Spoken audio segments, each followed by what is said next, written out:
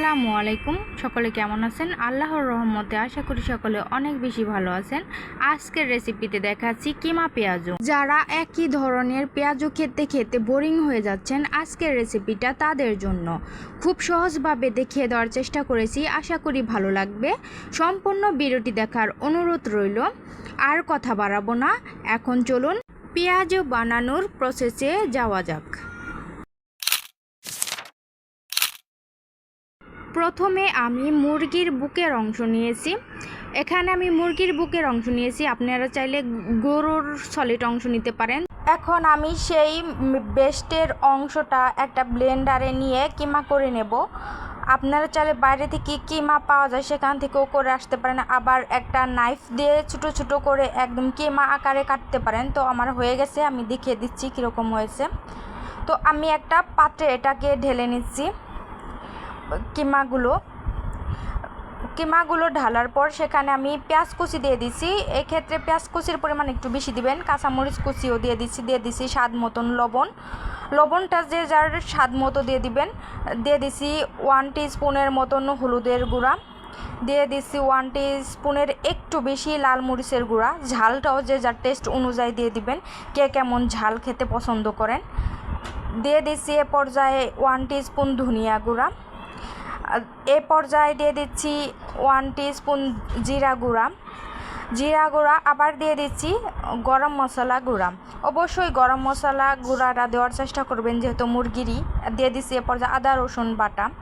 দেওয়ার পর আমি ভালোভাবে নেড়ে চেড়ে মিশিয়ে নেব, যাতে সবগুলো উপকরণ ভালোভাবে মিশিয়ে যান। অবশ্যই গরম মশলার গুঁড়াটা দেওয়ার চেষ্টা করবেন, এতে সুন্দর একটা ফ্লেভার আসে, খেতে ভালো লাগে। আমি একদম ভালোভাবে মিশিয়ে নিচ্ছি। আমি দেখিয়ে দিচ্ছি ঠিক কীরকম হয়েছে। এভাবে হয়ে গেছে। এখন আমি একটা কড়াইতে তেল গরম করতে দেব। তেল দিয়ে দিচ্ছি পরিমাণ মতো, যে যার প্রয়োজন মতো তেলটা দিয়ে দিবেন। তেলটা গরম হয়ে গেলে আমি ইগুলো দিয়ে দেব, পেঁয়াজু শেপ করে। যে যেমন শেপ করতে চান সেই শেপে দিতে পারেন, চাইলে ছোটোও করতে পারেন, চাইলে বড়ও করতে পারেন, যে যার পছন্দ মতন শেপে বানিয়ে নেবেন। তো আমি এভাবে একে একে সবগুলো দিয়ে দিচ্ছি, যতগুলো দেওয়া সম্ভব একসাথে সবগুলো দিয়ে দিচ্ছি। ভিডিওর এ পর্যায়ে যারা ভিডিও দেখা শুরু করেছেন, এখন অবধি পর্যন্ত লাইক দিতে ভুলে গেছেন, প্লিজ দয়া করে ভিডিওতে একটি লাইক দিয়ে দিবেন। তো আমার ভাজা হয়ে গেছে এক পিঠ, আমি এবার উল্টিয়ে দেব। উল্টিয়ে ভালোভাবে ভেজে নেব। যেহেতু এটা পেঁয়াজু কিমা দিয়ে করেছি, এটা হতে বেশি সময় লাগবে না, খুব অল্প সময়ই হয়ে যাবে, বেশি একটা সময় লাগবে না। চুলার আঁচ অবশ্যই মাঝারি আঁচে রাখবেন। তো এভাবে আমি ভেজে নিচ্ছি। আর চ্যানেলে নতুন হয়ে থাকলে চ্যানেলটি সাবস্ক্রাইব করে যাবেন। এরকম নিত্য নতুন সহজ রান্না পাওয়ার জন্য বেল আইকনের অল বাটনটি প্রেস করে দিবেন, যাতে আমি ভিডিও ছাড়া মাত্রই আপনার কাছে সবার আগে নোটিফিকেশন পৌঁছে যান। আর যারা অলরেডি কাজ করেছেন তাদের অসংখ্য ধন্যবাদ। তো আমি এভাবে ভালোভাবে উল্টে পাল্টে ভেজে নিচ্ছি। অবশ্যই একবার এভাবে ট্রাই করে দেখবেন, আশা করি ভালো লাগবে। আপনারা কমেন্ট করে যাবেন, আপনাদের মতামত জানিয়ে যাবেন। আপনাদের কমেন্টগুলো পড়তে আমার খুবই ভালো লাগে। আমি যতটা সম্ভব সবার কমেন্টের উত্তর দেওয়ার চেষ্টা করি। তো আমার ভাজা হয়ে গেছে, আমি এবার নামিয়ে নেব, দেন সার্ভ করে দেব।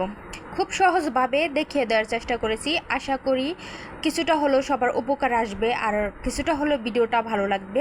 যারা একদম নতুন এবং ইউনিক টাইপের কিছু ট্রাই করতে চান, তারা চাইলে একবার এই রেসিপিটা ট্রাই করতে পারেন, আশা করি ভালো লাগবে। আমি আপনাদের সুবিধার জন্য একটা ভেঙে দেখাচ্ছি এটা কতটা পারফেক্ট হয়েছে। আজকের মতো এখানে বিদায় নিচ্ছি, দেখা হবে অন্য কোনো ভিডিওতে। সকলে অনেক বেশি ভালো থাকবেন, সুস্থ থাকবেন। আল্লাহ হাফেজ।